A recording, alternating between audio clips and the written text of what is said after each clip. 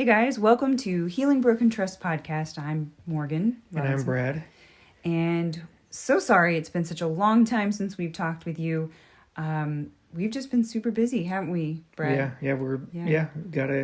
Last time we recorded an episode, our daughter had just been born. Yeah, now we're pregnant with our third child. Yes. And so that tells you how much time has passed. Yeah. Not much since she's really actually not much. It's been only about, one. It's been about a year. But taking care of her, taking care of our first child. Mm-hmm. Trying to get through this major virus situation. Yes, the coronavirus.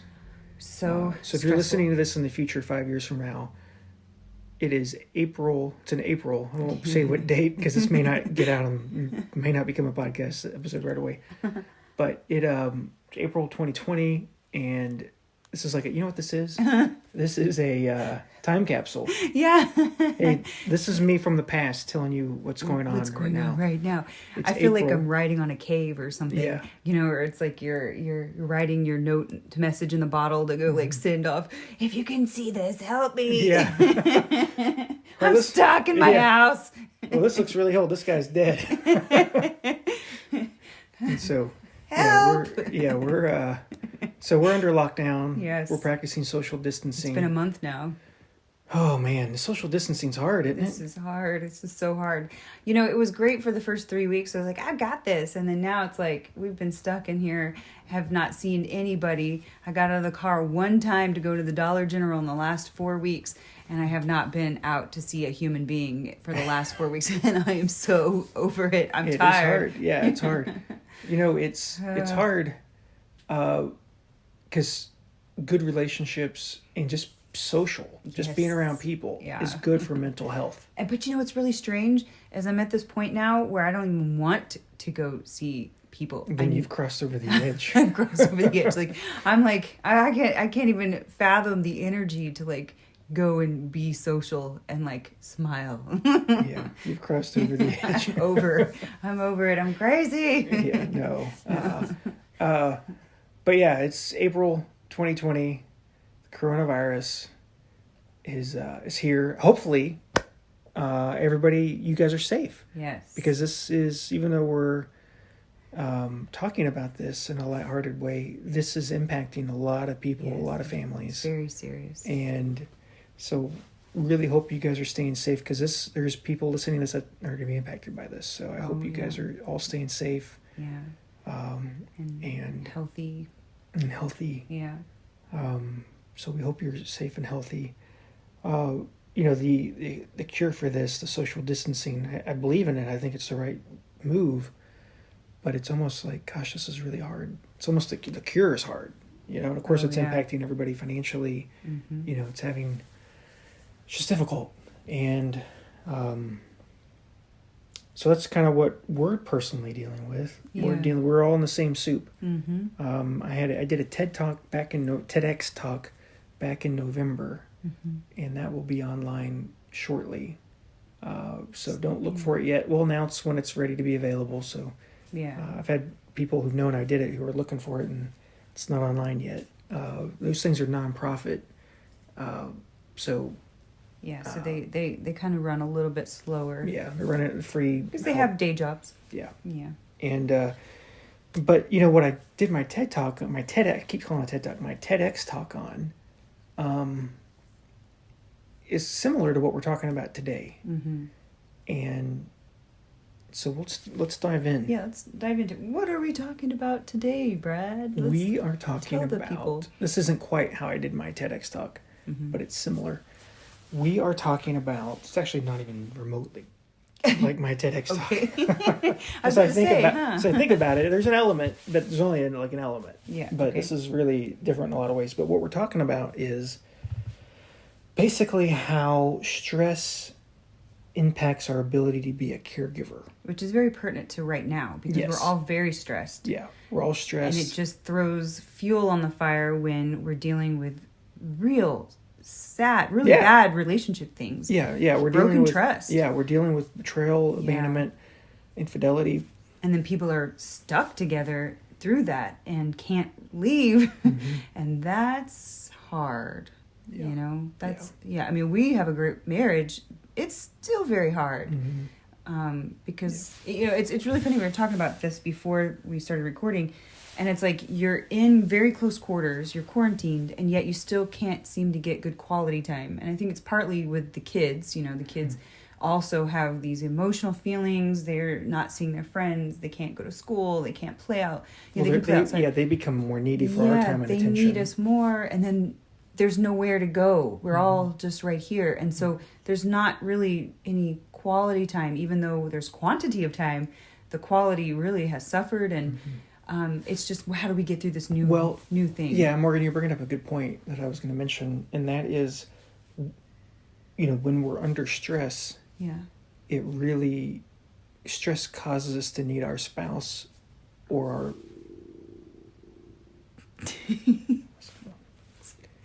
You're bringing up a really good point, because stress causes us to need our spouse or our attachment figure in a new way, or in ways that we haven't needed them before. And so, you know, you're bringing up this, you know, how kids they don't have their usual outlets for self-care, to play, to be around their own friends, you know, to go outside, just to burn that energy off. And so they're bouncing off the walls inside, and they need mom and dad to be their social outlet. And they're needy, and you want to give it to them because you don't want to do anything to damage your children. But where does self-care come in into this equation? Yeah, even for a little kid, but right now we're focused on the mom and dad. Where is that self-care coming for us? Yeah, they're not getting the same levels of self-care or things that they do to burn off steam. But here's what stress does. Our ability to be a caregiver is directly related to the amount of stress we're under. So part of being a caregiver is being emotionally supportive, empathetic, and affectionate. And you could probably add some other things to that list, but being a caregiver is tied to being affectionate, empathetic, and emotionally supportive. And all of those things are harder to do when we're under stress. And as stress increases, it's harder to do that. And so, you know, obviously we're talking about infidelity. We're talking about how to heal from an affair, how to heal broken trust. And that is going to cause us to need our spouse who betrayed us to be a caregiver for us. And quite frankly, the spouse who had the affair really needs their spouse who they betrayed to be a caregiver for them as well. And so that can get tricky. So you kind of, in a weird way, you have to do it. You really have to do it in the right order, because the one who's injured, it's going to be very difficult for them to be a caregiver. It's very hard for them to be a caregiver. And it almost feels wrong to be a caregiver to someone who broke their trust. But it does have to eventually start going both ways for ultimate healing and the relationship to be restored the way it needs to be. But stress causes us to need each other in new ways. It causes us to need something we haven't needed before. It causes us to need emotional support in ways we haven't needed before. It makes us more needy. And so it causes us the things that we need really go down into two categories. The first is emotional support. We need emotional support, but then we need physical support. And as adults, because we can do things on our own unless we're sick or handicapped, we can do everything we can do all the physical stuff for ourselves. But what we need really as adults is emotional support. And what our kids need, because they really can't do a lot for themselves when they're young, is physical support as well. Like we have a 1-year-old, you know, she needs a lot of physical support. That's true. Along with the emotional support. Yeah, they need the emotional support. Kids need both, but as we get older and we can do more for ourselves, unless we're sick or handicapped, then we don't really need as much physical support. Right. We need that emotional support. Yeah. I mean, I guess physical support looks a little different. Like we still need that touch. We need kissing and hugging. And so, I mean, in a sense, that is physical you know, to be honest, support. they're physical actions, but I look at that. I look at those things as types of emotional support. Oh, okay, that's good. That's important to delete. Yeah, and honestly, even sex. Yeah, that's true. I look at that as emotional support. It's physical, but it's really emotional and it's underlying current. Yeah, even people who claim not to need anything or any emotions, they will still use sex as a way to feel better emotionally. You know, it's true. There's still something there. It's a stimulant. But, you know, part of what is going on in the world right now is that we all had plans for how this year was going to go. That's right. And this is how infidelity goes. Before trust is broken. Before trust is broken either way. Yes. Before either spouse's trust is broken. And I say that because sometimes the one who had the affair, their trust was broken first, some way. Yeah. Could have been years down the road, but Or that causes in them advance. in advance. That causes them to retreat and pull back and stop asking for their wants and needs. They develop resentment, and then they get entitled. They start to think, you know what? I don't care. I'm going to do what I want to do. I've given up a lot. I've sacrificed a lot. So then they do that. But so we have our plans before the stressful event occurs, Right. and so we're dealing with we're dealing with normal everyday stresses. Yeah. Like I had a client recently who actually inspired this fantastic couple. I really like them a lot. We talked briefly about Tiger King. So if you're listening to this years down the road, A guy from Oklahoma with a mullet who ran for governor is like the most popular person right now in Oklahoma, or actually really all over the world, because we're all in quarantine. Yeah. So we talked a couple minutes about Yeah. how social distancing is going. Tiger King, and they've moved recently. So stress, moving is already stressful, but stress, we're dealing with these everyday stresses. Right. So you're adding healing from an affair and moving, and now all of a sudden social distancing. And your plans, like all the life plans you've made, all the things you think are going to happen are no longer possible.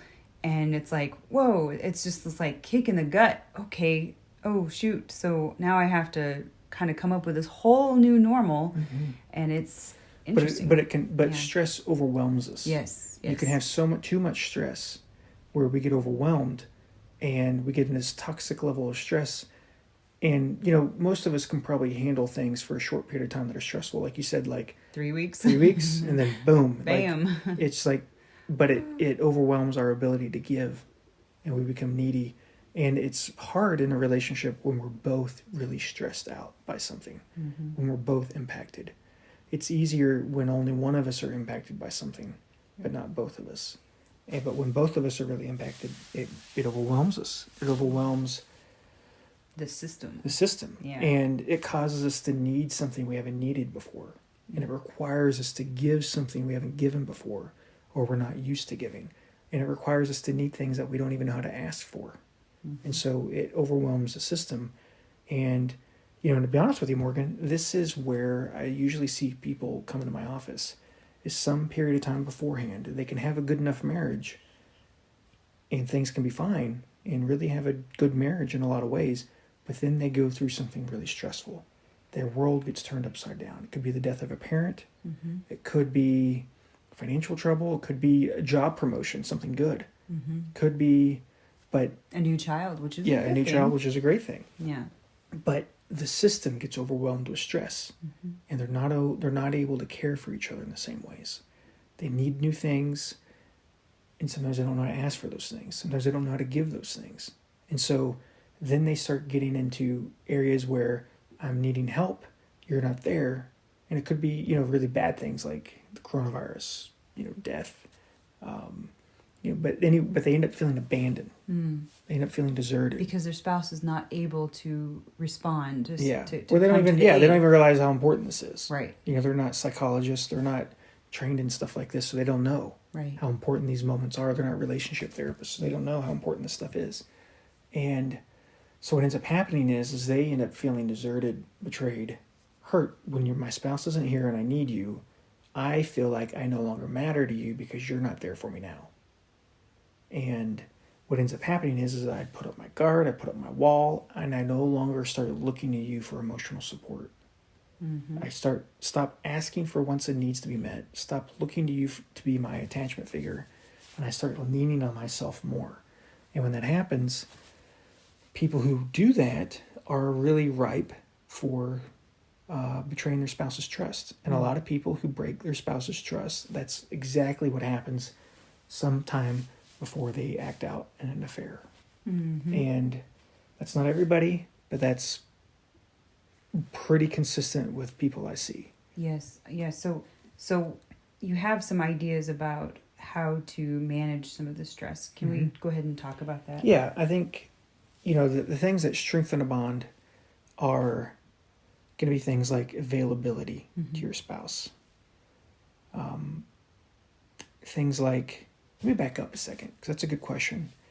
So the negative cycle gets started when we start to need our spouse in a new way. The negative cycle starts because the attachment system gets activated. And so there's three main components to any relationship, any romantic relationship. You have the friendship part of the relationship. That's the first component. Then you have the romantic or slash sexual side of the relationship. And then you have the attachment side. And the attachment side only shows up during periods of distress when we need emotional support. So that attachment side isn't the whole gamut of a relationship. You're mainly operating in a friendship, companionship role the majority of the time with somebody that you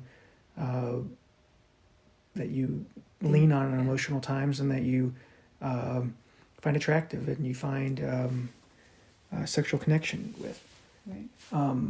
But whenever we're stressed. When we're stressed, the stress or threats or insecurities, those types of things could be outside stress, internal stress, could be thoughts, could be, feelings, but that causes us to need emotional support. It activates the attachment system.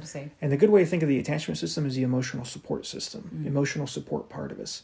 And when we have that, as children, we grow up to be generally pretty well off, pretty happy people, pretty healthy individuals as far as our mental health goes. But if we don't have that, then we're going to, struggle more. And one thing you just kind of touched on briefly, and I think is also part of some of the things you're wanting to talk about, is internal stress and external stress, right? So you've got kind of the internal workings and then kind of how the external environment kind of plays on kind of what's already happening, right? So it sounds like we have to take care of ourselves so that we aren't giving from an empty cup, right? We have to give of ourselves, but we have to kind of give to ourselves as well. Yeah, we have to give, and it's kind of like the face mask analogy, you're in a plane, and you got to put the little mask on. Do that first, and then give it to your child, because our relationship with ourself is our most important relationship we have in our lives. Yeah, it's not selfishness or self-centeredness. No. It's actually, a way to give to others by helping yourself so that you can give. Yeah, but our relationship with ourself is going to be our most important relationship. And how that relationship with ourself goes is going to determine can really greatly determine the quality of our other relationships. And so the relationship with ourself is really our most important. If that's good, it's easier to give as well. Yeah, so I think in this time of stress, specifically in the situation we're in now with the coronavirus and then piling on top of any sort of other relationship stress, it's okay to ask for what you need and yes, want. I agree with that. Let me back up though, because there's some stuff I wanted to say. Oh, okay, sure. But the caregiving system is really important. So distress or stress or threats, whether they're negative thoughts or insecurities that we have, or something outside, like a cheetah chasing us. That's the original idea of why we needed support. It's a cheetah, the fight or flight act. Yeah, it's an actual thing chasing you. So you need to run back to your tribe and, hey, guys, let's get our spears and kill this. And so, but what stops distress, so it activates what's called proximity seeking, which is where I need to seek you out for comfort and support. What stops that can lead into a negative cycle if we're not met with the love and the care that we need. What stops negative cycles is feeling cared for emotionally. And so when we feel cared for emotionally by our spouse in the way that we need it, that's what stops negative cycles. Not in the way that the spouse thinks it should be done. Yeah. It's in the way that we personally need it. Yeah. And let me say this. You and your spouse probably have completely different ways, different emotional needs, different ways to even seeing the relationship. One of you guys is more of a pursuer, the other one's more of a distancer. Different ideas, different needs. One of you wants to talk about stuff, the other one wants to just shut down, not talk about anything. Like completely radical different needs, different ways of seeing the relationship. And it can change at any moment. Yeah. And so that's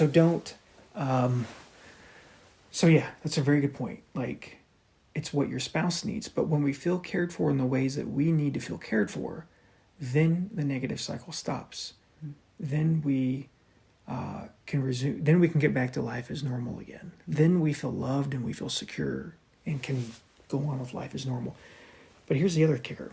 So here's how caregiving shows up in a relationship. It shows up by feeling like my spouse is available to me. So the behaviors that strengthen a bond, this is what research shows, and this is really important if you're taking notes, the behaviors that strengthen a bond are behaviors of availability,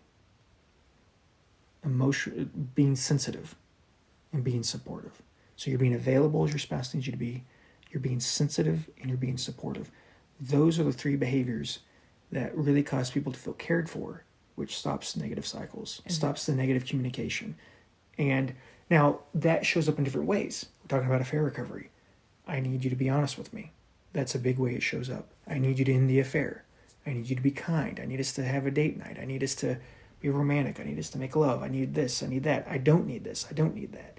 Like when that's met, and that obviously goes both ways in this, this equation. When that happens, we can feel secure. Our thoughts can begin to settle. We can begin to move forward. But when we don't feel secure, when we don't feel like our spouse is available as we need them to be, or sensitive or supportive, we get stuck in that negative cycle. But here's the behaviors that are the opposite of that. That research shows keep us stuck and actually create more insecurity in our relationships and keep us stuck in these negative cycles of communication. It's experiences of disapproval, criticism, and rejection. And so when our spouse says, the common thing I see a lot is trickle truth, or somebody not ending the affair, or, you name it. All these common things that we experience. What weakens a bond is experiences of disapproval, criticism, and rejection. And so those are the kinds, but they're the exact opposite of availability. Rejection is the opposite of availability. Disapproval is the opposite of supportiveness, and criticism is the opposite of sensitivity. And when we have that, it really can hurt us, or it can really help us, depending on what we're giving.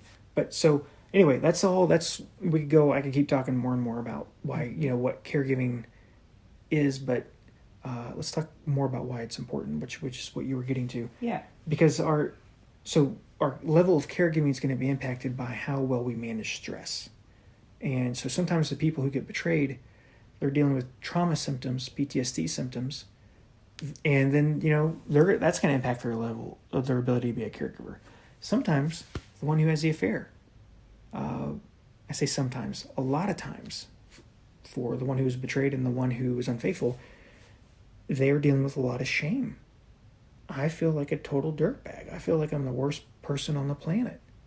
I never once thought in a million years I would do this. And they don't feel like they can be an adequate caregiver. Like, who, me? I'm the one who's supposed to help you through this? I'm the one who's supposed to put you back together? I'm supposed to support you in this? When I'm the one who hurt you? How is that possible? And so those feelings of guilt, shame, they really get in the way of our ability to be a caregiver. But that caregiving stops the negative cycle when it's there. There's sometimes factors that get in the way of that. And what usually gets in the way of that is stress that we're feeling. And it's our relationship with ourself is off. And so that impacts our ability to give as well. And so I'm looking at my notes here. I wanted to take good notes today because I know it's been a while.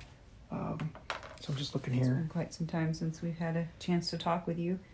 Morgan was saying earlier, like, she can't read my handwriting. I'm really struggling to read my handwriting It's now. chicken scratch.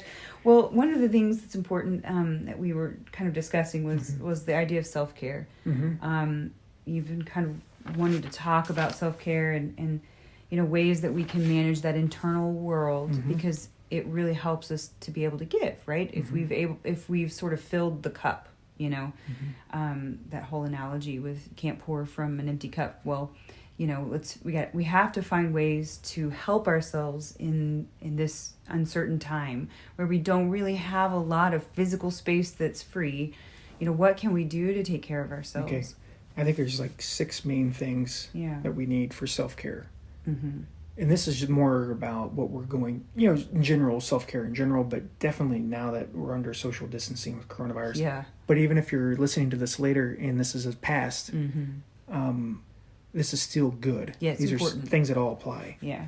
So the first thing I have is eat right. Yeah, which is like impossible because all I want to do is make brownies and drink soda pop. Which... You know, there's something interesting I heard Yeah. is that all the organic vegan food nobody bought, like, because like everybody bought like Oreos and like Yeah. processed food because it's what you need to last. Yeah, If you you're- need to last, but they don't understand how the immune system works, right? You Yeah. need like blueberries and avocado and like healthy fats and healthy, all that green food and stuff like that. But people are like, forget that. I want my Oreos. Yeah, I you're need to sit weakening on the your immune couch. system. I'm gonna watch me some Tiger King. Yeah, I'm gonna be away from people. Yeah. Um, Nobody's gonna see my fat. Yeah.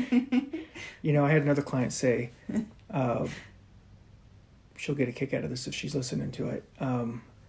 They're calling this COVID-19, but this is going to be like the freshman 15, so it's the COVID-15. Yeah. So in college, you gain Yeah. 15 pounds. This is Yeah. like the COVID-15. I actually lost 30 pounds my freshman year. Yeah, that's I was, good. I was fat in high school. That's actually... Well, you're beautiful now. Oh, sure. Thank you. But the first, so if you're taking notes, the first thing is eat right.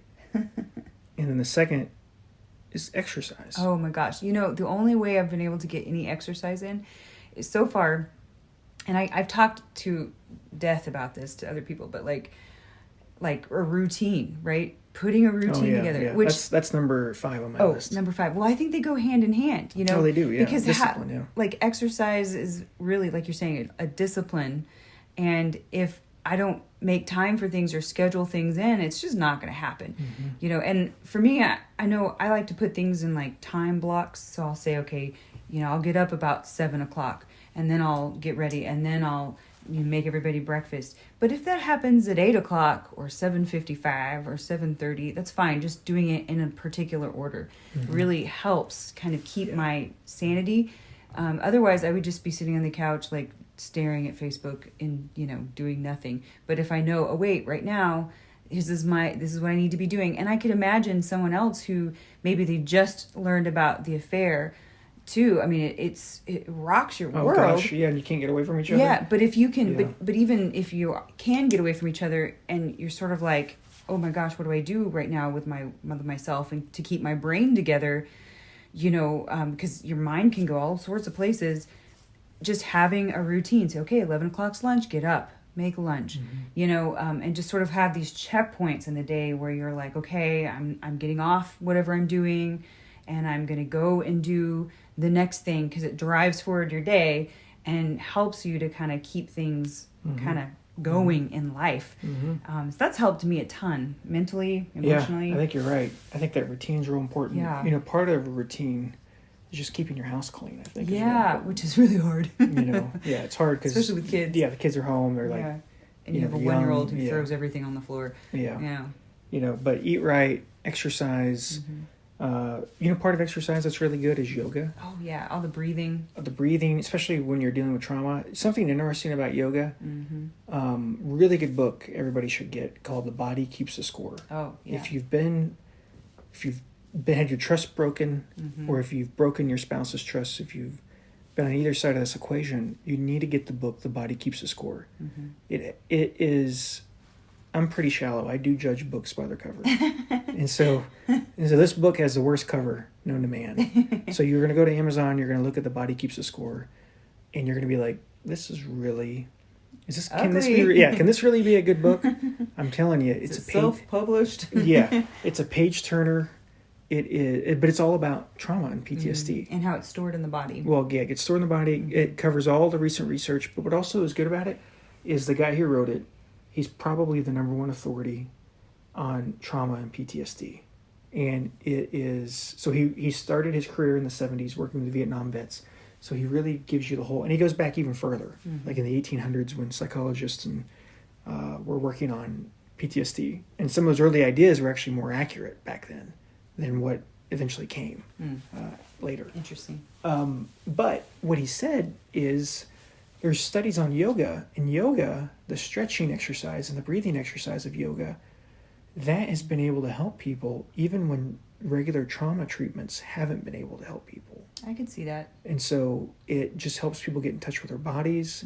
It helps people, just helps them in very significant ways. Oh yeah, sending the oxygen down to all the muscle groups and then stretching them out. And then, yeah, I could totally see that. Because I think one of the things that people who've had trauma, knowing from even personal experiences, we kind of hold our breath sometimes. And it's really easy to kind of start to kind of find ourselves getting angry or having a short fuse because we're holding our breath. But if you're focusing on in and out, the breathing and kind of, you know, stretching the body, I can see how that would make a huge difference. It makes a huge difference for people. And even in some ways, you still need to see a trauma therapist. Yes. If you've been betrayed. And really, even if you've had an affair, you should still see a trauma therapist. Because sometimes people who stray are reenacting previous trauma that they've had. And that could be a different podcast episode. So people who've had an affair need to also do trauma treatment. Take care of themselves. Yeah, they really need to. But the ones who've been betrayed, they're generally, you know, going to deal with some PTSD symptoms. Oh, yeah, most definitely. And we're not diagnosing you through a podcast without meeting you. We're not diagnosing you that. Right. We're just talking about trends that we see. Yes. So the third one. Yeah, so number one is eat right. 2 is exercise. Yes. Yoga is a good exercise, especially when you can't get out of the house. There's good apps, YouTube videos on that. Yep. 3rd is sleep. Yeah. You got to get good sleep. Yeah. You know, something this is a little interesting statistic. Like half of mood disorders, no, maybe not even half, maybe like, I'm going to get this wrong and I shouldn't say this. A large portion. There's a significant portion. Let me say it that way. That's a good way to put it. A significant portion of mood disorders, like depression, anxiety, are rooted in a lack of sleep. And so, or maybe even too much sleep. I could see that going both ways. Oh yeah, people who are depressed really sleep a lot too. Yeah. They either not get enough or they're sleeping too much. But there's something about not getting enough sleep that contributes to depression.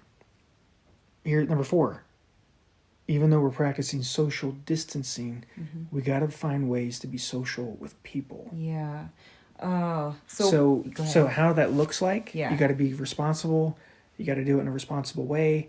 But we got to find ways to be social with people, whether that's FaceTime, whether that's, you know, video messaging. You know, we got to find phone calls. Well, one thing I did early on, at the very, very beginning of our quarantine, there was someone who had a baby and I took a meal to them. So just being like altruistic in the sense of doing something for someone else.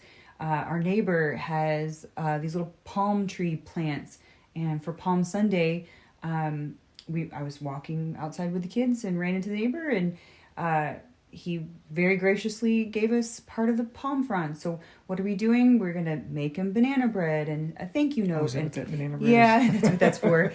And so, you know, like reaching out to the neighbors, write them a letter, writing thank you notes and just cards to people, which is something that's on my list to send to my friends and just to tell them, hey, I miss you. Something else that people are doing. If it's someone's birthday, they're doing these little like drive-by birthday parades. But in my opinion, we should be doing parades for people just because we miss them. Maybe if they've had a baby or something like that, that's a great way to celebrate happy birthday. You know, you just had a baby. But I would literally just go honking by my friend's house. I miss you, which is probably strange and weird if you just, you know, try to get a couple of friends to do it at the same time. And ta-da, you got a parade.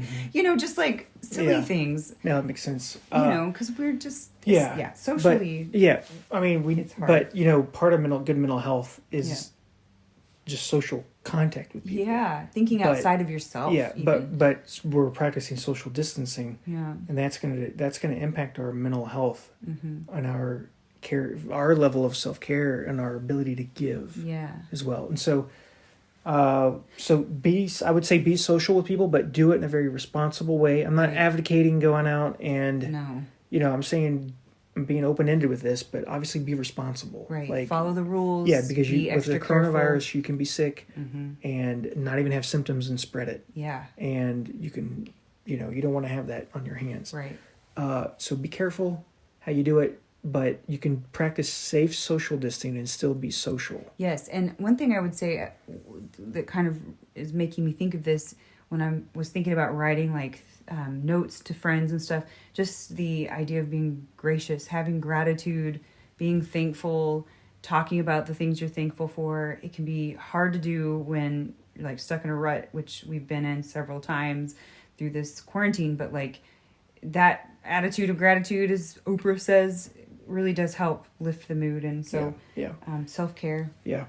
And so Morgan, number 5. So number 1 is eat right. 2, exercise. 3 is sleep. 4 is social with people, but in a responsible way where we're still practicing social distancing. 5, the routine that you mentioned. That beloved routine. Talk about routine. Like you schedule your day. Yeah. So I literally, I thought about kind of what worked well for the whole family and for the kids and the elements that we needed. We need exercise. I need to homeschool because all of a sudden I'm now a homeschool mom, which actually, honestly, I've really enjoyed. And I can talk a little bit more about how we've sort of, only 15 minutes for a 4-year-old, 15 to 30. But once it becomes too much, I just say, okay, sounds like we are done for today. That's okay. We'll pick it up tomorrow and everything's positive. And then, just routine. So I just went in the notes app on my phone and I said, okay, well, if I get up at about 7, I'm not wasting my day sleeping. I'm going to stay kind of routine, get ready in about 30 minutes, make breakfast. And then we immediately go for a walk after breakfast, just as soon as we can, because I know that number 1, it's going to get hot because it's going to be the summertime. And then number 2, just to get the blood flowing, just so we're not like becoming couch potatoes, because the longer the day goes, the easier it is for me to just sit on the couch and do nothing. And I don't want that. And so we go walking. I turned it into a botany lesson. Hey, there's a tree. What's it called? Let's look at a YouTube video on the life cycle of a dandelion and that kind of thing. And come home, and then I do just a 5-minute YouTube video on exercise for myself. And that's really helped. It's a 5-minute video, and if I want to do longer than 5 minutes, which when is that? I don't know. But like you just double it up. You do the video again. And it's a great just plyometrics. The routine helps with boredom. Yes, helps with boredom. Provides structure. Yes, provides structure, all of those things. I could go into great detail about my routine, which I won't do, as Brad's, helping me not do. But, and then lunch is at 11, so like, and we make sure we schedule in prayer and all of the things that are important to just keeping things together mentally, emotionally, the routine. So I could just talk forever about routine, but okay. I won't. So that's Morgan's routine. The last thing I have on the list is time to self to process things. Oh, now that is really interesting and very hard. Tell me more. What are you saying? Well, when we don't get alone time, like I have more time. I had more time. I was super busy at the office anyway. I had no time to myself. So if a client emailed me, it'd be like a while before I get back to him because I just don't have time. Right. It's even worse now. Oh, yeah. Because if I'm, if I leave my room that I'm seeing clients in, like through virtually seeing clients in, our son hears me leave and is like, Dad, it's Dad. And so, and he's alone and needs social contact too. Yeah. But that time to self to process things is really important. Right. And that may mean reading. That's usually how I process things is read. I don't read fiction. I can't tell you the last fiction book I read. It's been a decade, probably. A long time. It's been a very long time since I read it. No, I read Murder on the Orient Express. I felt really dumb reading that book because I had no idea what was going on.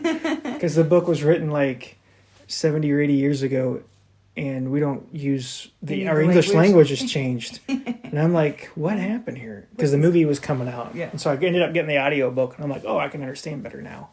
But reading, I'm like, what the? I don't understand anything. But I read all the time nonfiction. Oh, sure. I'm reading all the time every day. Different ways that I can grow better in all kinds of different things. Stuff about what I do for a living related to that. Oh, yeah. Other things. He likes to imagine where he could go in the future, like with our business or with clients and all that fun stuff. Yeah. And I guess, what do? I like to exercise. Yeah, but we gotta, an exercise could be that, but we have to have time to ourselves to process things. Yeah. Reading is how I do it. It could be going for a walk. It could be exercise. But we have to have time to process things, because when I don't get my time to process things, I'm shorter. I'm more irritable. Yes, you are. And Yep. and people are Preach like, it. Preach it. yeah. But people look at like, hey, Brad and Morgan have this great relationship. They never have any struggle because they have this podcast. No, we're all in the same. Oh, yeah. We're all in the same boat. We're normal humans. Yeah, we're all normal. Yeah, we have a great relationship, yeah, but there's we do. still struggles like everyone else. Yeah, but we're not immune to stress, Mm-hmm. and so we have to practice what we preach. A dentist still has to brush his teeth Right. and floss. He's telling everybody else to do that. He's got to do it himself. We're the same way, and so. But that time to process things is really important. And it's really hard because when your kids don't, they don't sleep in their own beds. Yeah. They pretty much wake you up at 4:30 in the morning. Yeah. So. Yeah. They'll start in their bed and then they'll come in our bed.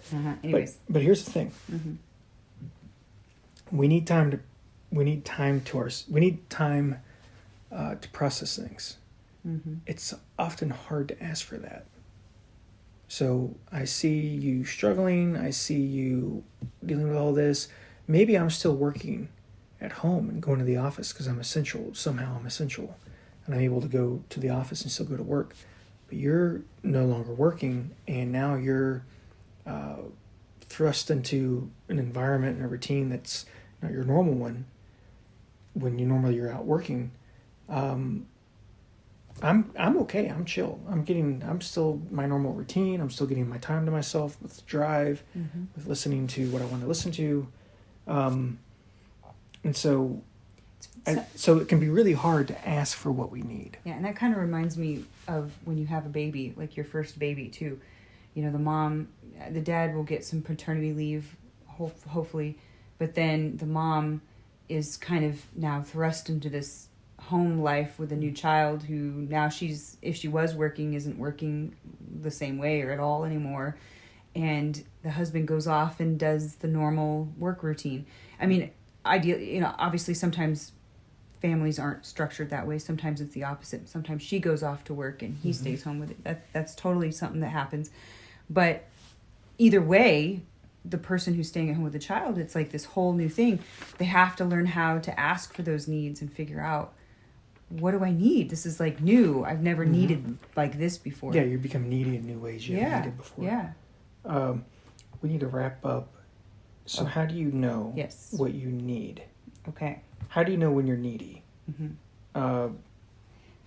When you feel a buildup of stress or irritability, and then Morgan, you say you added to that as well when you notice your energy dropping. Oh yeah, the energy dropping piece, because that could be a sign of falling into depression, or it could be a sign that some part of you needs some care. Maybe you need something to eat. Maybe you need better sleep. Whatever it is, you're right. That it could be just a change in energy. Either too much energy or too little energy can be an indicator that, hey, I'm in need of something. I feel like needy maybe is a little bit negative sounding. It's not really needy. It's more like I'm in need. There's a need that's not being met that I need to really take some time alone to really think about what is it that I need? What am I missing? And maybe it's just that alone time. It could just be straight up alone time that you don't have, that you need to fill that bank. Yeah, and honestly, that could be half an hour. That could be 5 minutes. Yeah. It could be just running and, just... getting the groceries from the grocery pickup. Or, could be anything. Yeah. Couple thoughts. I feel like I'm at my best when I feel like I'm growing. Yeah. When I feel like I'm learning something. Yeah. And so when I don't feel like I'm learning, or I don't get a chance to read and improve myself in some way, I don't feel like I'm growing then. I guess for me, it's when I feel like I'm accomplishing something, which is a similar thing, but maybe a little bit different. Like I'm building our new website, and so I'm redoing blog posts and stuff like that, and so I feel like I'm accomplishing something for like the greater business purpose, or like I'm actually doing something in the line of my work, So yeah, similar. Yeah, it's good. What is it for you guys? Think about what it is for you. Because sometimes it's hard to know. Yeah. Sometimes it's hard to know what we need for self-care, and it's even hard sometimes to ask for what we need. Oh yeah. It's really hard for the spouse or the partner who's more of the withdrawer. to ask for what they need. Yeah. They have difficulty asking for that. And so if you're not the withdrawer in your relationship, maybe you can initiate and ask, hey, what do you need to take some time to yourself this week or even today? Mm-hmm. Why don't you just maybe be thinking of your spouse and being proactive? Mm-hmm. That helps. I've tried to do that with Morgan, and she's returned the favor and done that with me. Yeah, it helps. Last thought, when you're doing good, when your relationship with yourself is doing good, it's a rising tide that raises all ships. And so when you're doing well yourself, when you feel like you're taking care of yourself, all the relationships in your life improve. So that's why the self-care is so important, because stress impacts our ability to care for others. So we need to have self-care, rest, exercise, eat right, Sleep. You said that. Yeah. Routine. Being social with people in responsible ways during this period of social distancing. And taking time to yourself just to process things. Yeah, quiet time. And sometimes when we give that care, I'll just say this, when we give that care, we can say something as simple as, when we know our spouse is stressed, we can say something as simple as, I know you're doing the best job you can. Everything right now is incredibly stressful. So we want to give validation and words of encouragement. Yeah. And reminders as well that, look, I know this is temporary. We're going to get through this. Take the time that you need to yourself. I'm here for you. And it's kind of the benefit of the doubt as well. Like, hey, I know you notice that they're snippy or snappy or whatever. If you can step away from that and distance yourself, like mentally, and not like do what I do sometimes, which is like fire right back, and just step back and say, I know it's really hard right now. I know that you're doing your very best. I know this is just a temporary, and even touch their arm or something, let them know, hey, I'm with you. It's pretty powerful and helpful. Yeah. So part of, Morgan, along with that, part of what spouses need, what you may need, and what you may need to articulate to your spouse is words of affirmation, words of validation, encouragement, and gentle touch. Just feeling touched can calm somebody down who's really feeling anxious. Especially from the most important attachment figure in their life. Yeah. Talking all therapeutic and all that jazz, but like the most important person. Yeah. Thank you for joining us today. Yes. This is a little longer than I thought it was going to go. But thank you for joining us. Yeah. We are still doing, I don't know if we mentioned this in the beginning, so I'll say it now. We are going to, some point in the future, we're going to do workshops. Yeah. So if you're interested in that, contact us. We are also doing coaching, virtual coaching or distance therapy through video conferencing. What has happened now because of the coronavirus, we are able to see people through video conferencing across state lines. Yeah, and insurance is actually going to cover. Or It looks like, as of right now, it looks like insurance will cover services like what we do, as long as it's already on your insurance plan. Yeah, it'll cover that. And so, if you need help, reach out. We have myself, we have other therapists that work here.